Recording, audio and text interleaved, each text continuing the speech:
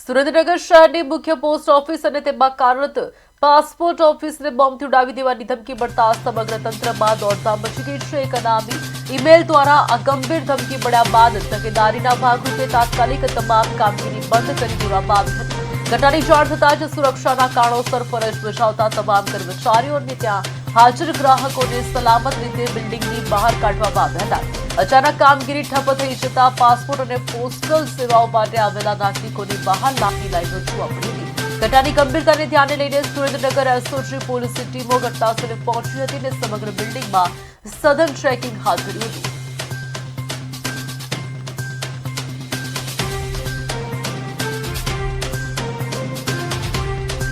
ઝાલા ભાવનાબા છે। અમે અંદર કામમાં હતા ત્યારે મેલ આવ્યો એક અને મેલમાં એવી રીતના કીધું હતું કે અંદર બોમ્બ છે, તો અમને બધાને સલામતી સ્વરૂપે તરત બહાર કાઢવામાં આવ્યા કે તરત બધા બહાર નીકળી જાઓ। તો અમે બધા બહાર આવ્યા, બધા ફફડાટનો માહોલ બહુ ગરમ છે એટલે બધાને બીકનો માહોલ છે અંદર, એટલે અમને તરત બધાને બહાર લઈ લીધા છે। કેટલા કર્મચારીઓ છે? કર્મચારીઓ 80 ઉપર હશે।